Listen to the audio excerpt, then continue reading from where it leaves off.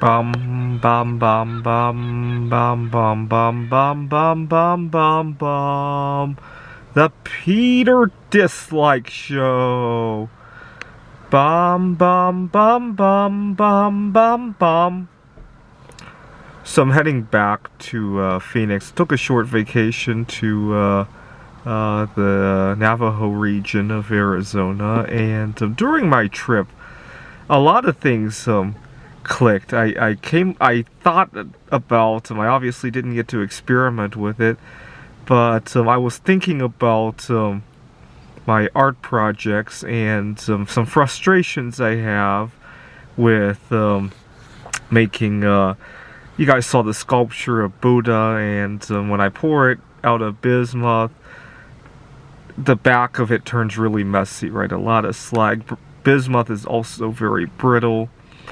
I also did it with an alloy of 94% bismuth, 6% tin. It turns out a lot better in terms of the hardness and the smoothness of the pour, but it doesn't anodize, right? So I was thinking about my frustrations with it while on the road, and I thought of some ideas that I'll experiment with when I get home. Well, actually not when I get home. I want to continue to take a break away from it for now.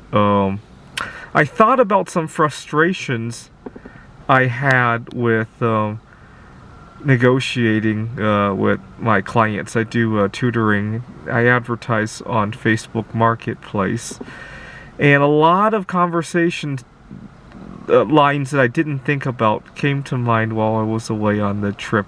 I had one client who was really frustrating. I don't know what his intentions are. The last 2 times he came to my tutoring, he came completely strung out and didn't get very much out of it. And I sometimes have a habit of not liking to rock the boat, and it often does not work to my advantage. I had responded to an ad that he put on, can't remember if it was Facebook Marketplace or Craigslist. He's almost retired and he wants to learn some computer skills, and I forgot to ask him what he was thinking of paying, and for some reason he never asked me either. So the first session I had with him, he paid me what was a very low amount in my opinion. He paid me $25 for that 1 hour, which, I mean, I was talking to my friends who do a 9-to-5 job. They might not think that's very low, but you got to remember, it's a 1 hour session. You still have to commute somewhere.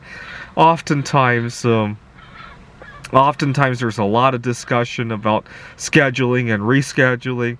By the time that 1 hour is up, it might have consumed 3-4 hours of your life. Because on the commuting there, the discussions on what you're gonna do, and so I wasn't exactly thrilled by it. I mean, the first session he actually didn't came strung out, so that was all right. Now the second time I wanted to talk to him and about the rate, and I was thinking about this. I thought, let's talk about it when I actually see him, because I want there to be a little bit of a barrier so that he won't leave or something like that. Maybe that was a little bit manipulative on my part. Now looking back at it, I should have called him on the phone right after the first one, because if it's not going to work, we should have gotten rid of each other at that point rather than waste each other's energy, right? He comes to the second session. I didn't realize it, but he came completely strung out. He has a marijuana habit, apparently. And, I've smoked marijuana a few times in my life. I've never found it to be an addictive habit, but whatever the situation is. And, he argued with me about the price. I told him, hey, there's something I want to talk to you before we begin. I let it slide the last time because I realized we never talked about the compensation but I charged $40 when I was still working on my PhD. Now it's been 12 years later. I've since graduated, obviously, and then it's also been 12 years, right? So what do you think is a good? I kind of so what do you think is a good rate given that? And so don't also. I worked when I was working on my PhD. I was living in Rochester, New York. You could imagine the difference as well, right? So we got a different city. 12 years have gone by, and I've graduated with my PhD, right? I kind of let him make the adjustment himself, right? And he said, "Oh, but I only looked for you because." I thought you charged 25. I think I put it on the post or something, the post that I responded to, apparently.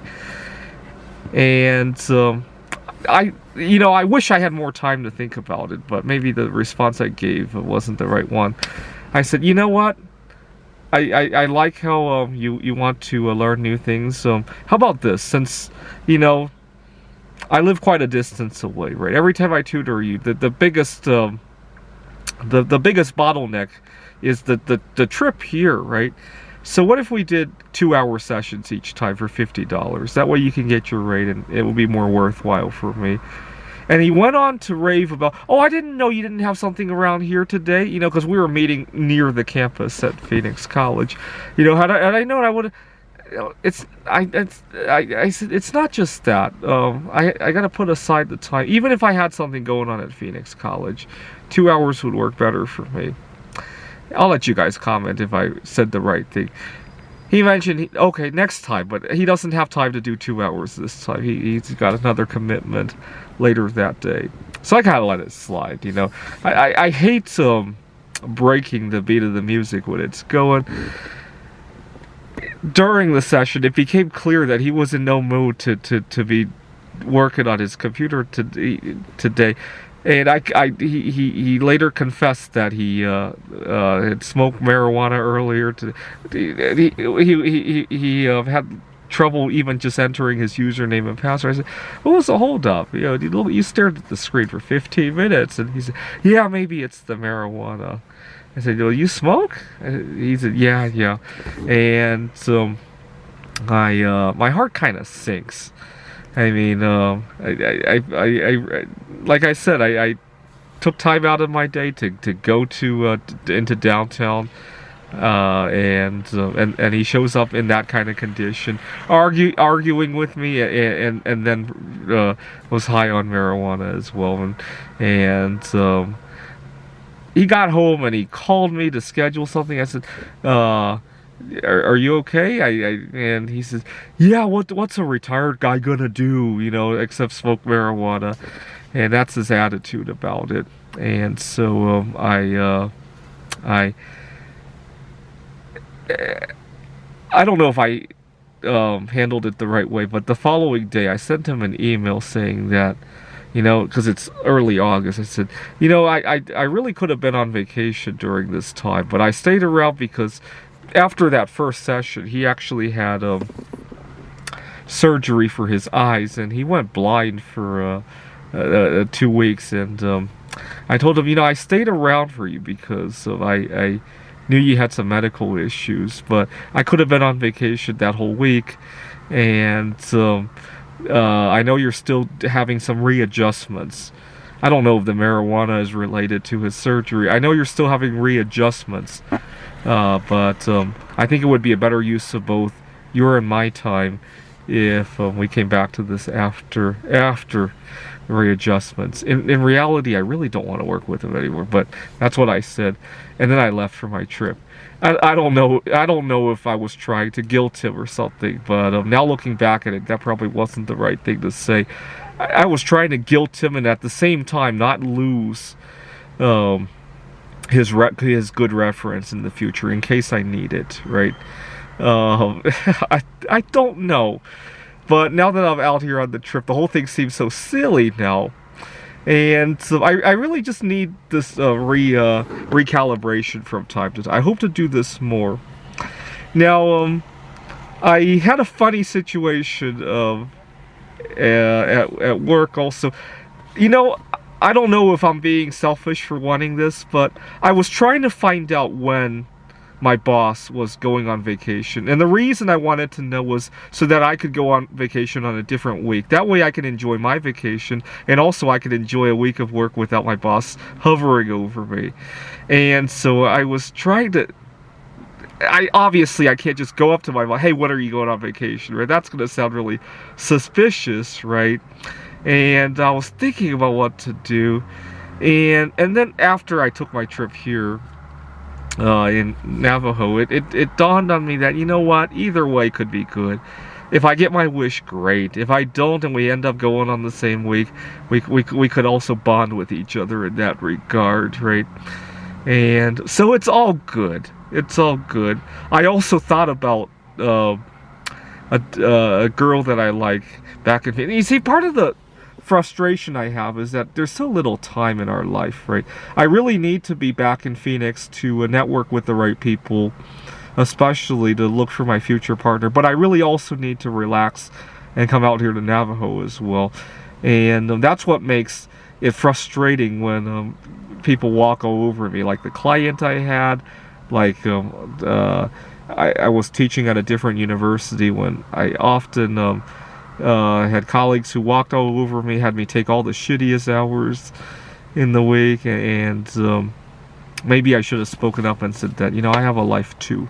Now that I realize how hard it is to juggle